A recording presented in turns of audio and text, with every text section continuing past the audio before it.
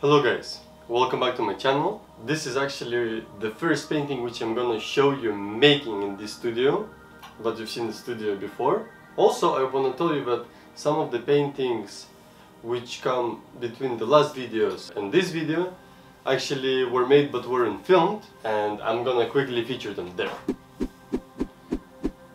But for now, we're gonna dive into the process of this specific work and let's get into it.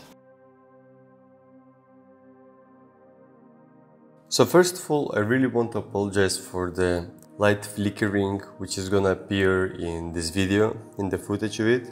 And the reason for it is that I have this very specific light in my studio which apparently flickers when it's recorded on the camera, but also I could have resolved it earlier. Basically, what happened is that the shutter speed at which I was filming did not match the shutter speed needed to film with this light. So essentially it captured some of the flickering. It's gonna be in this video and it's gonna be in some other videos, but at some point I resolved it and then it shouldn't be happening afterwards. So I really apologize if it ruined your viewing experience. There's nothing really much I can do in post-production, and it's my fault. Let's talk about the painting now. So this painting is called Dead Alpaca, and it represents the subject matter which I portrayed quite many times in my practice, which is the subject of life and death. I showed this animal, for some reason I chose alpaca. Well, actually the reason I chose it because the forms I created, they really reminded me of alpaca. I quite enjoyed those forms. It portrays alpaca laying on the ground, kind of cut into pieces.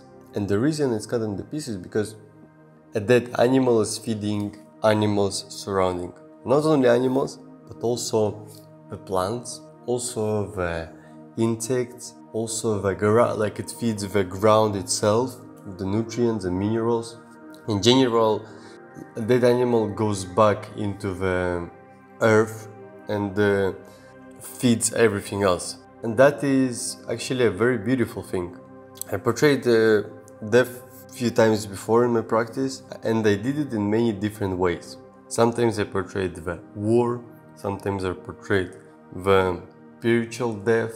And I do that because, first of all, the subject matter is very interesting and very powerful because it's a fear which everyone has, and it's also a very painful experience.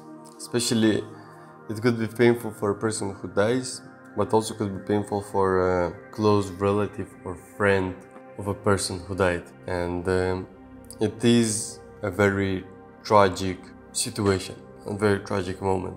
But nevertheless, it's an interesting subject matter to capture. So in general, this painting represents not only death itself, but also the cycle of death into the life of other beings. Also, this painting does not have any lines, and that is quite typical from a practice strategy to painting, because I thought that I want to keep it quite minimal and quite soft and quite semi-transparent, so I worked off the forms being transparent of each other, and I wanted to keep just the forms because I thought that the lines might also distract the viewer, and they're quite typically, the lines are more passionate and more expressive in my practice, whereas I want to portray more of a dead animal on the ground, which is not expressive, not passionate, not moving, and present also the calm of the painting and of the situation.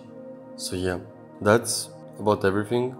It's quite a short video, but I don't want to be rambling around too much, and I hope you really enjoyed listening to it and watching it, and especially if you watched until the end. Thank you very much, this really supports me. And yeah, once again, I apologize about the flickering. It sucks, but there's not really much I can do about it. So yeah, have a good day. I will see you very soon.